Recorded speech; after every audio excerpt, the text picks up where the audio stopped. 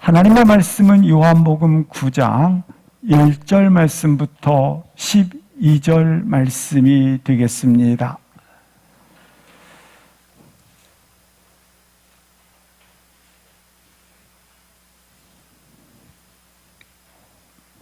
하나님 말씀은 요한복음 9장 1절 말씀부터 12절 말씀이 되겠습니다. 우리 함께 합독하시겠습니다. 예수께서 길을 가실 때에 날 때부터 맹인된 사람을 보신지라. 제자들이 물어 이르되 라삐여, 이 사람이 맹인으로 난 것이 누구의 죄로 인함이니이까? 자기이니까 그의 부모니이까?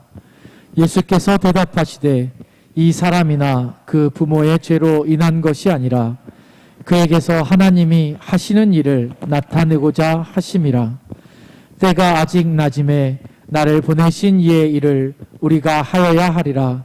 밤이 오리니 그때는 아무도 일할 수 없느니라. 내가 세상에 있는 동안에는 세상의 빛이로라. 이 말씀을 하시고 땅에 침을 뱉어 진흙을 이겨 그의 눈에 바르시고 이르시되 실로암 못에 가서 씻으라 하시니, 실로암은 번역하면 보냄을 받았다는 뜻이라. 이에 가서 씻고 밝은 눈으로 왔더라. 이웃 사람들과 전에 그가 거린인 것을 보았던 사람들이 이르되 이는 앉아서 구걸하던 자가 아니냐. 어떤 사람은 그 사람이라 하며 어떤 사람은 아니라 그와 비슷하다 하거늘 자기 말은 내가 그라 하니, 그들이 묻되 그러면 내 눈이 어떻게 떠졌느냐. 대답하되 예수라 하는 그 사람이 진흙을 이겨 내 눈에 바르고 나더러 실로암에 가서 씻으라 하기에 가서 씻었더니 보게 되었노라. 그들이 이르되 그가 어디 있느냐. 이르되 알지 못하노라 하니라. 아멘. 아멘. 사도 요한은 예수님을 빛이라 소개합니다. 예수님 자신 스스로도 나는 세상의 빛이라고 소개하십니다. 예수님은 성부 하나님이신 빛으로부터 참 빛으로 나신 분이십니다. 참 빛인 예수님은 어두운 이 세상의 빛으로 보냄을 받으신 것입니다. 빛으로 오셨다고 하는 것입니다.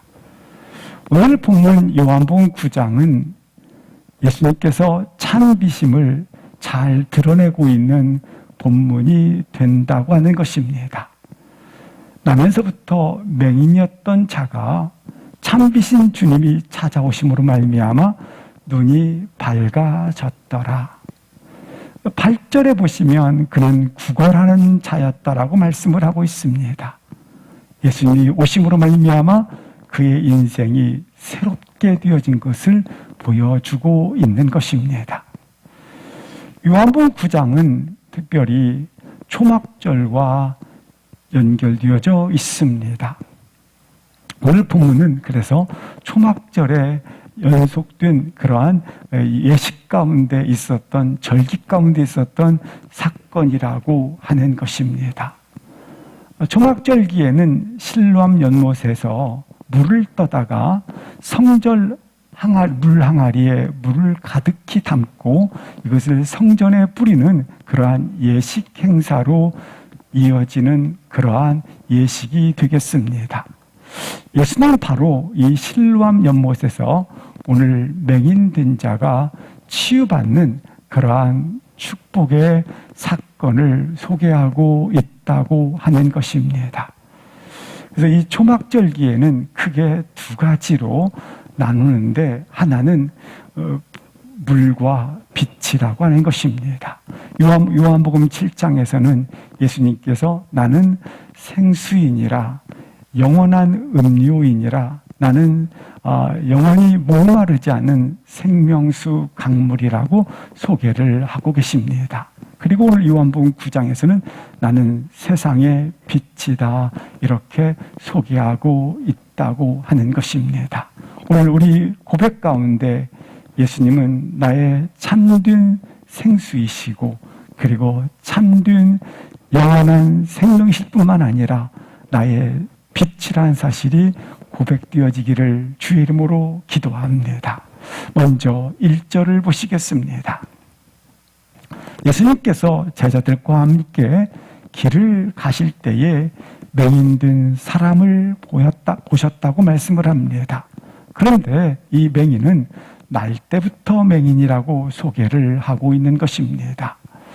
날 때부터 맹인이었기 때문에 중간에 사고로 맹인이 되었거나 또 아파서 맹인이 된 사람이 아닙니다. 대부분 중간에 사고로 맹인이 되거나 또 아파서 맹인이 된 분들은 시각적 이미지를 가지고 있습니다. 드레핀 장미를 보고 야, 빨간 꽃이구나. 하지만 여기에 있는 맹인은 날 때부터 맹인이기 때문에 시각적 이미지를 가지지 않습니다. 그래서 빨간 장미입니다. 그래도 시각 이미지를 가질 수가 없는 그러한 고통과 그의 평생토록 이처럼 그는 고통 가운데 지내야만 하는 인생이었다고 하는 것입니다. 이 예수님께서 길을 가실 때에 맹인을 주목하여 본 것처럼 혹시 우리는 길을 가실 때에 무엇에 관심을 가지시고 무엇을 바라보고 계시고 무슨 생각을 하고 계십니까? 평소에 가지고 있었던 그러한 생각들을 실상 길을 걸을 때에 생각을 하게 되고 보게 된다고 하는 것입니다. 얼마 전 초보 운전을 하고 있는 나를 보니까 계속 초보 운전차만 보입니다. 우리 헤어 디자인을 하는 분들은 저 사람 머리가 어떻게 정돈이 되면 좋을 텐데 이렇게 늘 관심을 갖습니다. 구두 수성공은 구두방만 보이고 구두 닦는 사람만 보입니다. 이처럼 자기가 평소에 관심을 갖는 것을 이렇게 길을 갈 때에 보고 있고 생각하고 있고 그리고 관심을 가지고 있는 것을 볼 수 있습니다.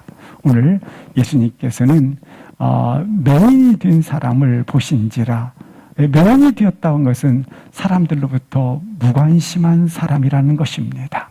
맹인이 됐다고 하는 것은 주목받지 못하고 있을 뿐만 아니라 그는 거린이었기 때문에 어찌 보면 사회 속에서 버려진 자입니다. 그런 자에게 주님은 관심을 가지고 계시다고 하는 것을 보여주고 있다고 하는 것입니다. 2절에 제자들이 길을 가면서 주님께 2절을 이렇게 질문을 하게 됩니다. 크게 두 가지로 질문을 제자들이 합니다. 첫 번째 질문입니다. 이 사람이 맹인으로 난 것이 누구의 죄입니까? 하나와 두 번째 자기 죄입니까? 아니면 부모의 죄입니까? 이렇게 크게 두 가지 질문을 제자들이 예수님께 묻게 되었다고 하는 것입니다. 예수님은 관심이 지금 누구에게 있었다? 모든 사람들이 주목하지 않고 그리고 사회에서 버려진 자라고 생각되었던 그런 맹인들에 대하여 주님은 평소에 관심을 가지고 계시다는 것을 알 수 있습니다. 그런데 오늘 본문에 보니까 제자들이 그 맹인에 대해서 묻기를 누구의 죄입니까? 이렇게 묻고 있다고 하는 것입니다. 근데 이 질문은 그 당시에 상식적인 질문입니다. 사회적 인식입니다. 사회적 통념이 되는 것입니다. 그러니까 아무렇지도 않은 거예요. 그러니까 베드로와 12명의 제자 또한 실상 큰 의미로 큰 넓은 의미에서 유대인들이 아니겠습니까? 지금은 제자가 되었지만 결국 그들도 유대인들의 사고와 생각과 틀을 가지고 있지 않습니까? 그래서 똑같이 그들처럼 그렇게 말을 하고 있는 것입니다. 그렇게 질문을 하고 있는 것입니다. 여기 유대인들은 장애인으로 태어나게 되면 반드시 원인이 있다. 그 원인이 뭐냐? 죄 때문에 그런 결과가 왔다고 하는 마치 인과율처럼 그렇게 지금 생각의 틀을 가지고 있는 것입니다. 고정관념을 가지고 있다고 하는 겁니다. 그들의 예식은 항상 이런 장애인을 보게 되면, 그리고 이처럼 불행한 일을 겪고 있는 것을 보면, 저 사람들은 원인이 있는데 죄 때문에 저렇게 된 것이다, 이렇게 사회인식, 통념을 가지고 있었다고 하는 것입니다. 틀림없이 죄가 있어 불행한 일을 겪고 있다, 죄가 있어 저처럼 태어날 때부터 맹인이다, 이러한 사회적 통념 그대로를 제자들이 지금 주님께 묻고 있다고 하는 것입니다. 따라서 이 질문은 이상한 질문이 아닙니다. 당연한 질문이 된다고 하는 것입니다. 우리도 가끔 어떤 불행한 일을 겪는 사람이나 또 맹인이 된 것처럼 장애인을 보면 저 사람 뭔가 죄를 진 것이 아닌가, 이렇게 일방적으로 편견과 그리고 고정관념과 선입견을 가진 적은 혹시 없으십니까? 오늘 본문이 그렇다라는 겁니다. 저 사람이 뭔가 죄를 졌기 때문에, 아니 부모의 죄를 졌기 때문에, 선조들의 죄를 졌기 때문에 저 사람이 지금 저렇게 맹인으로 태어난 거야, 이렇게 고정관념 그리고 이렇게 편견을 가질 수 있지 않겠습니까? 근데 오늘 본문에 유대인들의 그러한 사회적 통념이 있었는데, 그렇게 불행한 일을 겪거나 태어날 때부터 맹인된 자들은 반드시 조상죄든지 아니면 자기죄든지 죄를 졌기 때문이라고, 죄가 원인이 되어 그런 불행이 닥쳤다라는 결과가 왔다고 하는 그러한 인식을 가지고 있었다고 하는 것입니다. 분명히 이것은 잘못된 관행이요, 편견이요, 그리고 이것은 어찌 보면 고정관념이 아니겠습니까?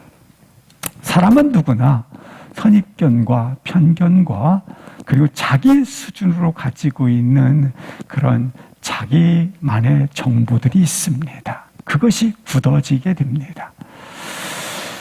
자기 생각도 이처럼 자기 나름대로의 정보들을 가지고 이처럼 고정관념을 가지게 된다고 하는 것입니다. 자기도 모르게 형성된 것입니다.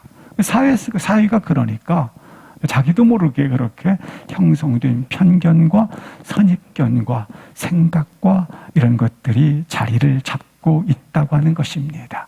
유대인들이 지금 그와 같았던 것처럼 말입니다. 아니, 제자들마저도 그렇게 다른 사람의 불행과 질병은 반드시 죄가 있기 때문에 그럴 것이다 라고 하는 자기도 모르게 형성된 편견의 질문을 하고 있다고 하는 것입니다.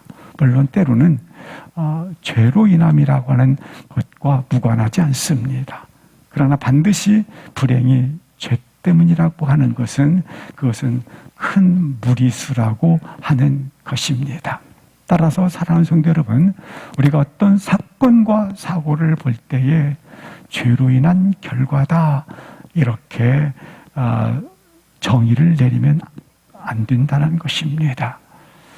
저 사람이 죄를 졌기 때문에 저런 징벌을 받는 것이다, 벌을 받는다, 이런 표현들은 조심해야 한다는 것입니다. 왜냐하면 저 사람이 죄 때문에 저렇게 벌을 받고 있어, 이렇게 표현을 하게 되면 자기도 모르게 그것이 경직되게 만듭니다.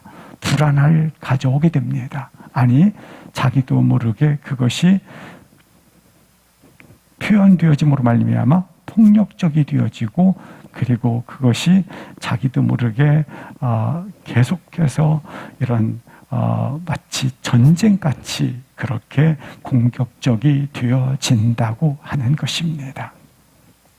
이 물음에 대해서 예수님께서 다시 두 가지로 대답을 해주시게 됩니다. 3절 보시겠습니다. 예수님께서 이렇게 대답을 하십니다. 첫 번째 대답, 부모의 죄나 이 사람의 죄가 결코 아니니라. 두 번째, 하나님의 뜻을 나타내고자 함이라. 하나님의 일을 드러내고자 함이라. 이는 하나님의 경륜이다. 이렇게 말씀을 해주고 있습니다. 예수님의 대답은 두 가지가 오늘 기록되어져 있습니다. 우리가 여기서 보아야 할 것이 하나가 있습니다. 이 사람의 죄나 부모의 죄가 아니라고 하는 것이 주님의 대답이 되겠습니다. 지금 여기에 나와 있는 여기 맹인은 아직 하나님께로부터 난 자이거나 그리고 구원을 받은 새로운 피조물이 되었거나 그리고 그는 거듭난 자는 결코 아직은 아닙니다.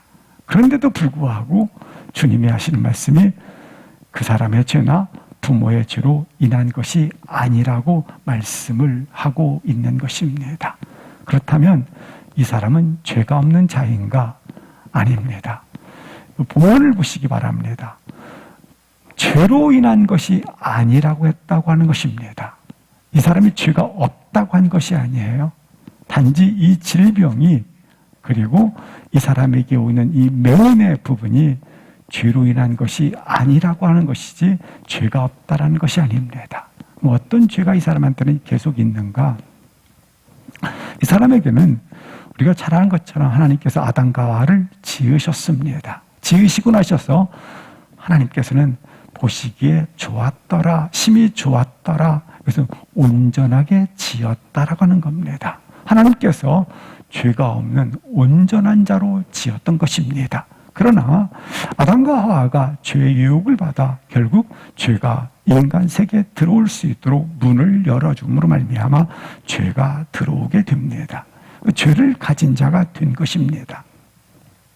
아담과 하와가 죄를 가진 자가 되었고 그 일로 인하여 결국 심판과 죽음과 결국 그것은 사망을 가져오는 결과를 가져왔습니다. 사망을 가져오게 된 것이죠. 이걸 갖다 우리는 원죄라고 부르는 것입니다. 여전히 이 사람 속에도 원죄가 그대로 있다고 하는 것입니다.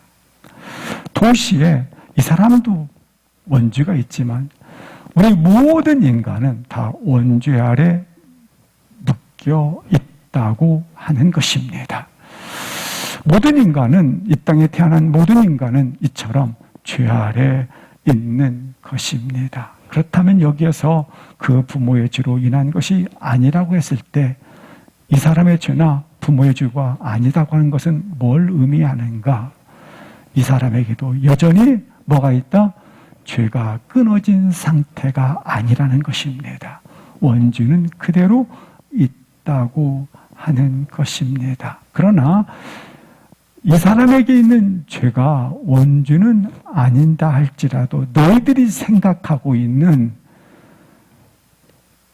이 사람이 윤리적, 도덕적 어떤 죄를 졌기 때문에 이런 징벌이 왔어. 태어날 때부터 이런 맹인이 되었어. 이건 아니라는 것입니다. 이 사람이 가지고 있는 도덕적, 윤리적 죄가 있어서 그것 때문에 이런 징벌이 온 게 아니다라고 말씀을 하고 있는 것입니다. 그가 죄가 없다라는 게 아니에요. 죄는 가지고 있지만 이 사람이 가지고 있었던 윤리적, 도덕적 죄로 인해서 이 징벌이 오는 것은 아니라 말씀을 하고 있다고 하는 것입니다. 그런데 유대 사람들은, 그 당시 유대 사람들은 우리도 그럴 수 있고 윤리적, 도덕적 죄로 말미암아 이런 징벌이 왔고 사회적 통념상 이런 모든 징벌의 결과라고 생각을 하였던 것입니다. 이것에 대한 주님의 대답이 뭐냐? 하나님의 하시는 일을 나타내고자 함이라. 그렇습니다. 다른 표현으로 말하면 하나님의 경륜 속에서 그가 맹인으로 태어났다는 것입니다. 하나님의 경륜 속에서 그가 뭐로 태어났다? 맹인으로 태어났다. 하나님의 일을 나타내고자, 하나님의 일을 드러내고자 그가 태어났다. 맹인으로 말입니다. 따라서 그 사람의 죄나 부모의 죄로 인한 것이 아니라 그들이 가지고 있었던 생각의 틀, 가지고 있었던 기준, 편견, 그들이 가지고 있었던 이와 같은 전혀 고정관념들, 이것만은 내가 지켜야 되라고 하는 이 고집들이 있다라는 거예요. 그것들을 하나님이 하시는 일을 나타내고자 함이라, 다른 말로 말하면 바꾸라는 거예요. 아니, 통째로 갈아치우라는 거예요. 사회 속에서 주어지고 있는 그러한 여러 가지 생각들, 고정관념들, 가지고 있었던 기준들을 통째로 바꾸라는 거예요. 나면서부터 맹인이 된 것은 사회적 통념상, 세상 속에서 들어온 기준상 이 사람의 죄나 부모의 죄입니다. 그래서 징벌이 왔다. 이러한 고착화된 편견들, 누구도 바꾸고 싶지 않는 선입견들, 우리 주님은 어떻게 하시냐면 이걸 어떻게 알아?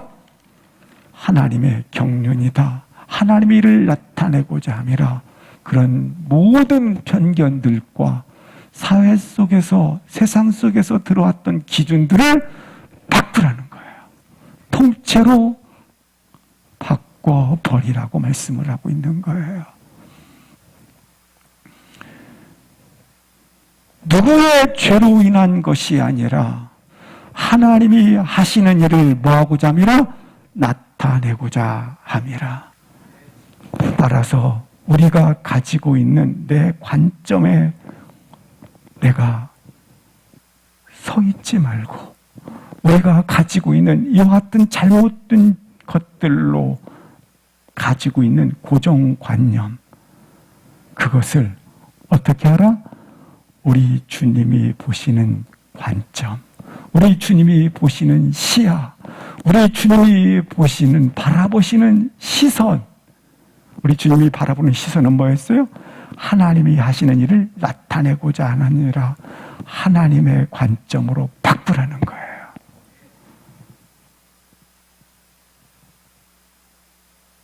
오늘 본문을 통해서 다시 한번 우리 주님이 보시는 하나님의 관점으로 보실 수 있기를 주 이름으로 축복합니다. 바꾸라는 거예요. 바꾸라는 거. 우리 주님께서 어떻게 시선을 가지셨습니까? 이 맹인에 대해서 모든 사람들은 맹인이 된 것은 다 그렇다라는 거예요. 부모의 죄나 저 사람의 죄다. 그러나 우리 주님의 보는 시선은 하나님의 일을 나타내고자 함이라, 하나님의 일을 드러내고자 함이라. 하나님의 계획하신 바가 있다라는 겁니다. 이 땅에 사는 모든 사람들은 다 장애가 있습니다. 저도 수많은 장애들을 가지고 태어났고 가지고 있고, 어떤 분은 이 두려운 마음에 장애가 있기도 하고, 어떤 분들은 자신도 모르게 이런 공포 속에서 자기가 이렇게 휩싸이는 장애가 있기도 합니다. 어떻든 모든 사람들은 인생 속에 장애를 가지고 있습니다. 그런데 그 장애를 보실 때에 이 사람이나 그 부모의 죄, 이것은 뭡니까? 나 중심으로 그 장애를 보지 말라는 겁니다. 나 중심으로 장애를 바라보면 나는 그 장애가 불행이 됩니다. 나 중심으로 장애를 바라보면 나는 모든 사람으로부터 무시당한 기분이 들어요. 진짜예요. 그 장애 때문에 내가 무시당했어. 그 장애 때문에 내가 지금 이렇게 소외되어 있어. 장애가 있을 때 그것을 나 중심으로 바라보면 무시당한 것 같고 소외된 것 같고 불행해집니다. 그러나 오늘 장애가 있는 이것에 대해서 하나님이 하시고자 하나님의 일을 드러내고자 함이라 하나님이 하시는 일을 뭐하고자 함이라 나타내고자 하느니라. 하나님의 경륜 속에서 주님의 시선으로 바라볼 수 있기를 주의 이름으로 기도합니다. 그래서 예수님께서 제자들에게 말씀하고 있는 거예요. 오늘 질문은 누가 했어요? 제자들이 했어요. 유대인들이 했거나 무리들이 한 것이 아니에요. 제자들이 하고 있어요. 제자들. 제자들아, 너의 인생관과 세계관과 너의 가치관과 시간관과 물질관과 너의 인생의 인생관을 바꾸라는 거예요. 갈아치우라는 거예요. 인생을 예를 들어서 인생관을 한번 보시겠습니까? 나의 인생관 속에 바꿔야 할 것들이 있어요. 행과 불행이 있습니다. 그러면 세상은 소유해야만 행복하고 건강해야만 행복하고 가져야만 행복하다고 생각을 합니다. 세상 사람들은 병이 들고 그리고 가진 것이 없이 가난하면 불행할 것이라고 하는 기준을 가지고 있습니다. 그러나 세상은 그렇게 소유에 의해서 행과 불행을 결정을 합니다. 그러나 성경은 이렇게 결정합니다. 시편 1편 1절 2절을 보시겠습니다. 거기 보니까 행복한 사람은 누군가 악인의 길을 따르지 아니하고 죄인의 길에 서지 아니하고 교만하지 아니하고 2절 보시겠습니다. 율법을 주야로 즐거워하는도다. 마태복음 5장 8절에 보면 마음이 청결한 자는 복이 있나니 천국이 저희 것입니다. 하나님을 볼 것이다. 기준이 달라요. 시편 32편 1절에 보면 허물의 사함을 받고 죄가 가려진 자는 복이 있도다. 행복하도다. 그렇습니다. 우리는 주님의 시선, 주님의 관점을 따라가는 것이 복인 줄 믿습니다. 주님의 시선, 주님의 관점을 따라가는 자가 우리예요.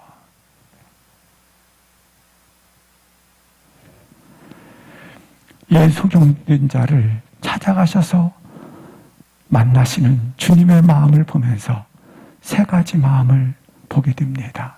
하나님의 세 가지 마음이 있는데 이처럼 여기 맹인은 알 수 없는 고난 가운데 있습니다. 이유를 알 수가 없어요.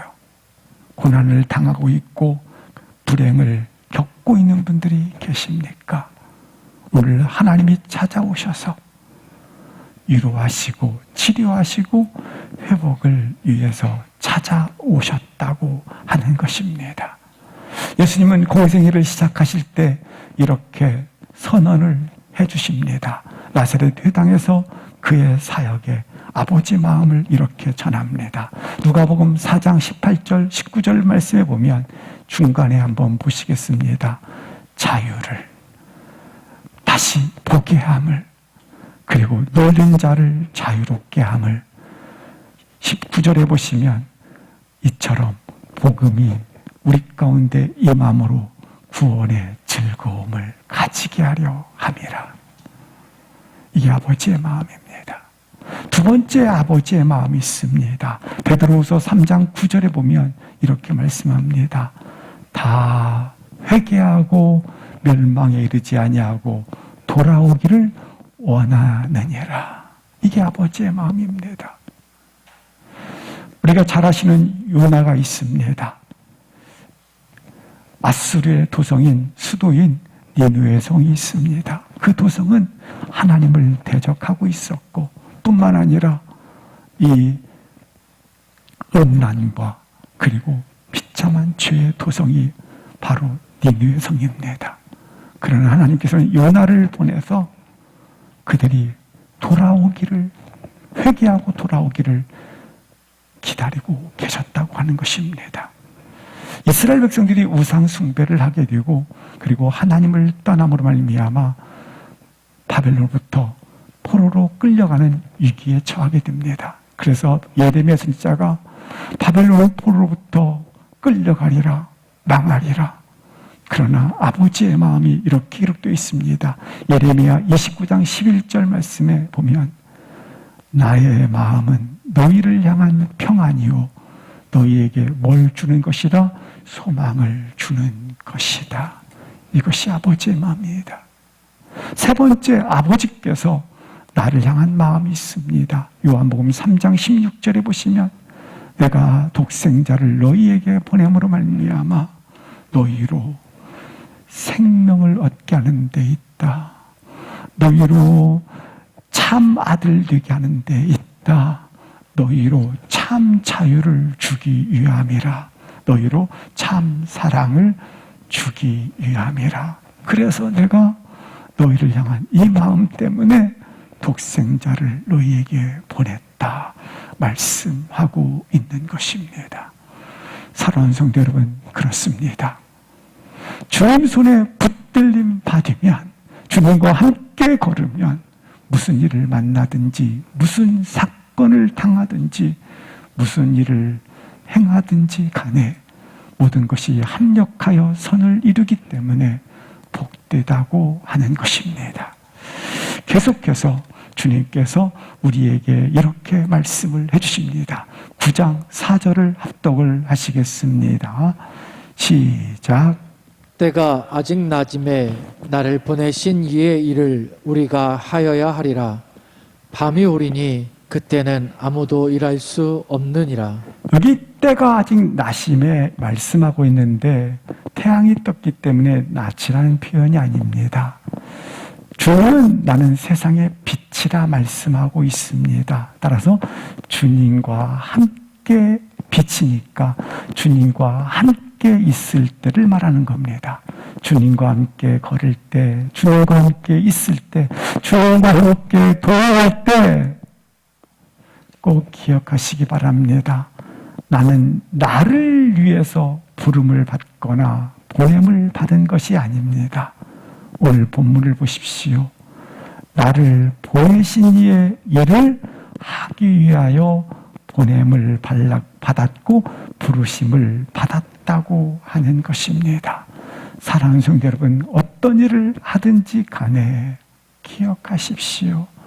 나는 나의 일을 위해서 이 일을 하는 자가 아니라 나를 부르신 자, 나를 보내신 자의 일을 하고 있다고 고백할 수 있기를 주 이름으로 기도합니다. 그렇습니다.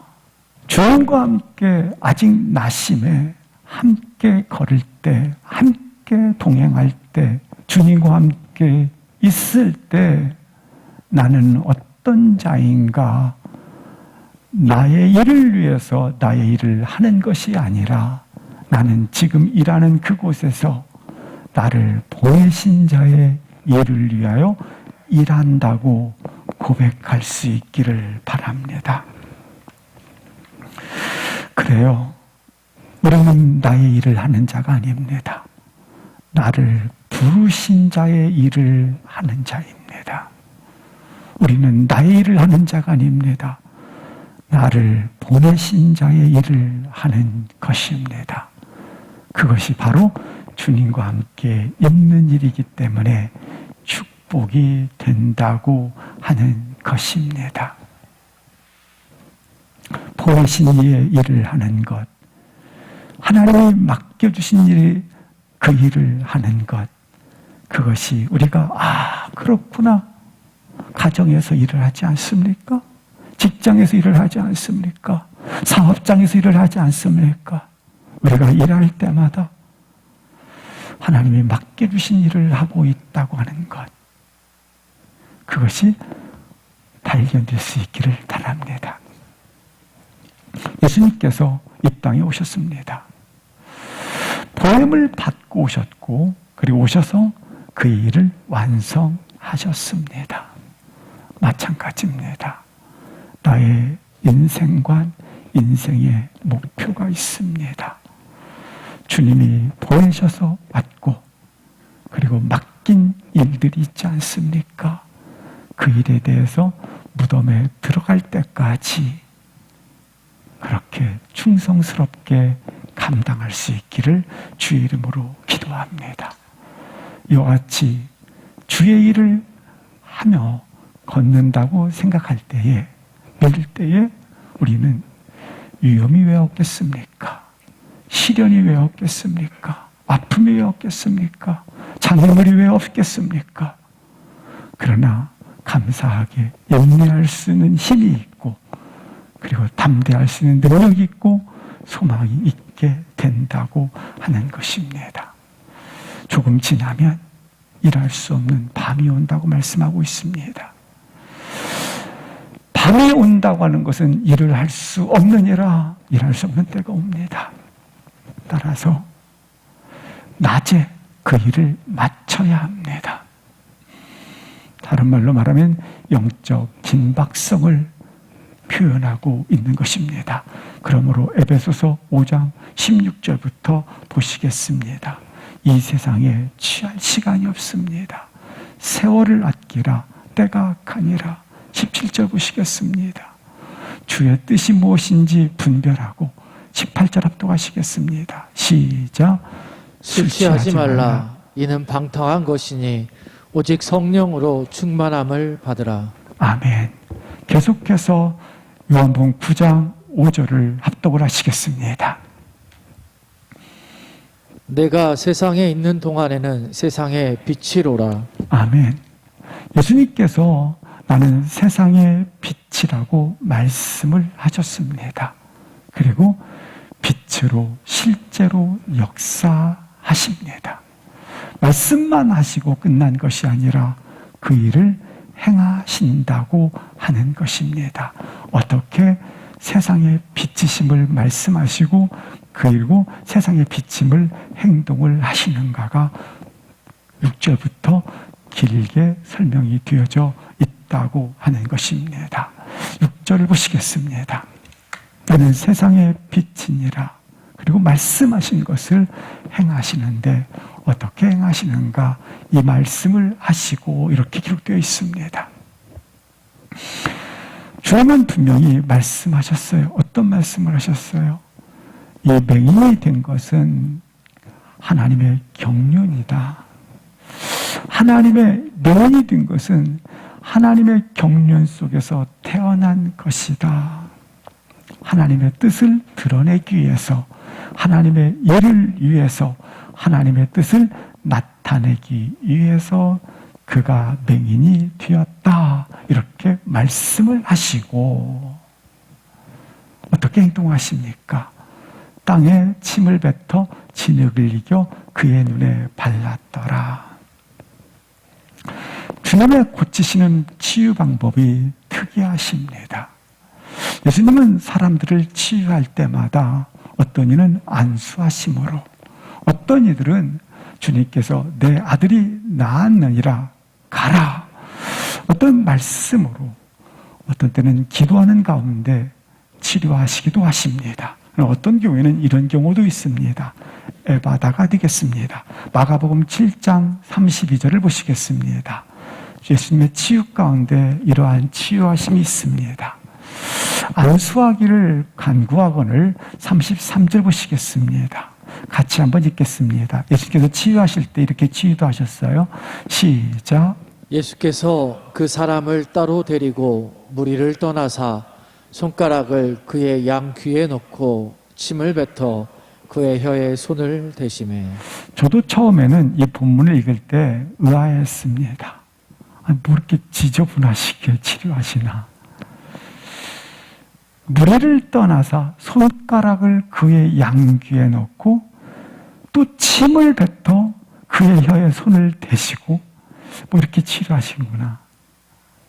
저의 무지함을 다시 보았습니다. 예수님의 치유 방법은 각 사람마다 달랐다고 하는 것입니다.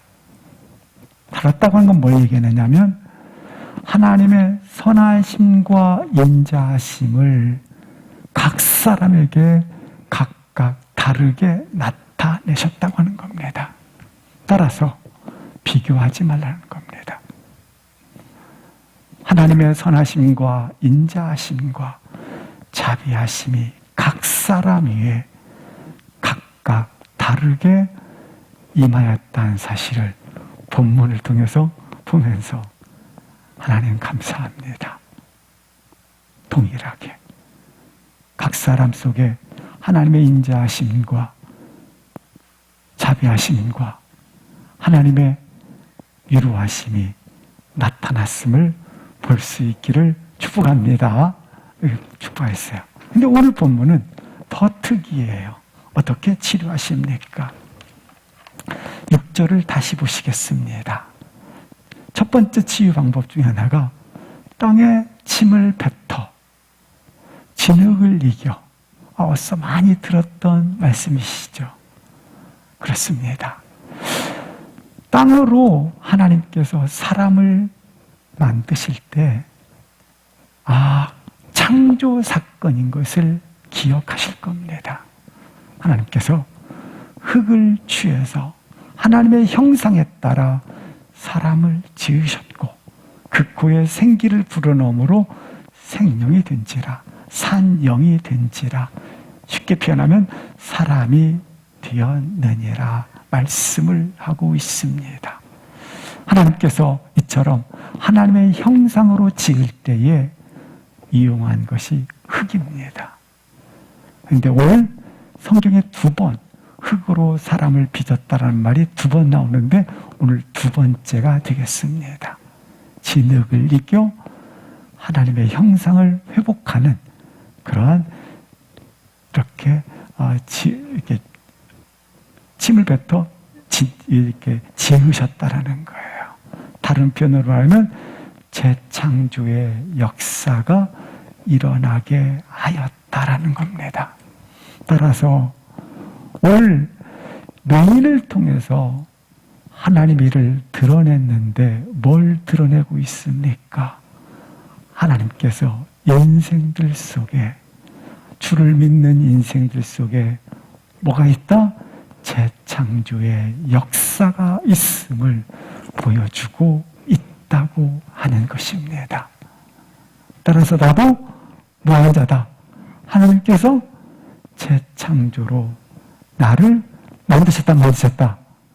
만드셨다. 이 일을 목적으로 그가 태어났다라는 거예요. 하나님의 일을 위하여. 이 말씀을 그대로 십자가에서 이루어지니까 이 말씀이 십자가를 통해서 보게 되는데 한 알의 밀알이 땅에 떨어짐으로 많은 열매를 죽음으로 말미암아 생명의 새순이 솟아나듯이 생명이 나듯이 오늘 그가 죽으심으로 우리를 다시 재창조하였다라는 것을 보여주고 있는 사건이라는 거예요. 그래서 고린도후서 5장 17절 어떻게 재창조했느냐? 보라, 누구든지 그리스도 안에 있으면 새로운 피조물이라. 보라, 새 것이 되었도다. 바로 맹인은 하나님이 하시는 일, 이 일을 드러내고자, 이 일을 나타내고자 그가 하나님의 경륜 속에서 태어났다.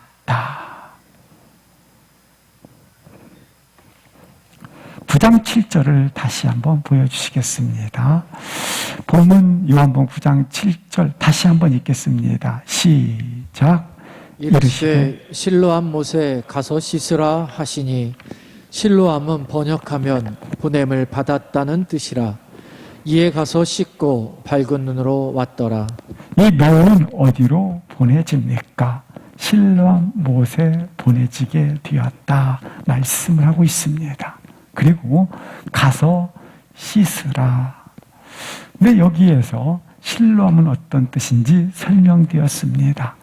보냄을 받았다라고 하는 것입니다. 끝부분에 보면 눈이 밝아졌더라 이렇게 기록하고 있습니다. 그렇습니다.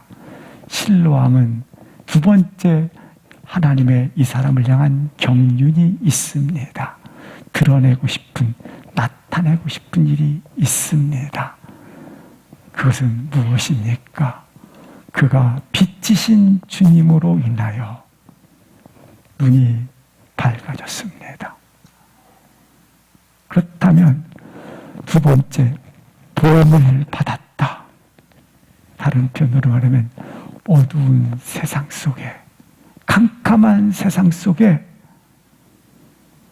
맹인이 빛을 받음으로 말미암아 재창조되었기에 너가 가서 뭘 하라?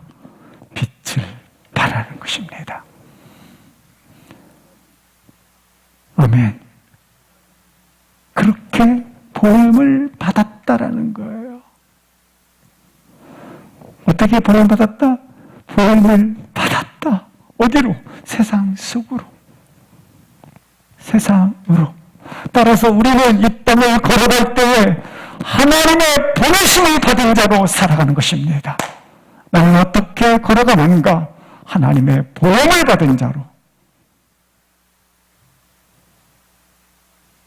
맹인이 빛으로 재창조되었고 눈이 밝아졌고, 밝아진 맹인에게 주님이 하시는 말씀, 나도 너를 어디로 보내느니라? 세상으로 보내느니라. 우리가 잘 알고 있는 요한복음 2장에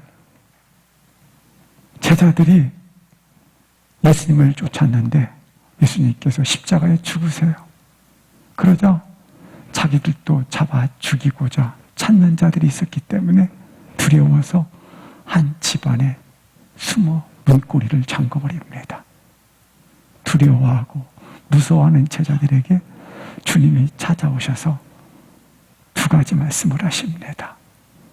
그대들에게 평안이 있을지어다. 그리고 이렇게 말씀하십니다. 아버지께서 나를 보내신 것처럼 나도 너를 세상에 보내노라. 사랑하는 성도 여러분, 오늘 다시 한번 하나님의 일을 드러내고자 했다고 하는 것은 어떤 뜻인가? 다시 한번 나로 어디로 보냄을 받았다? 하나님으로부터. 누구로부터? 하늘부터. 세상에 보냄받은 자로 걸어갈 수 있기를 주의 이름으로 축복합니다. 일어나셔서 함께 기도하시고 찬양하시겠습니다.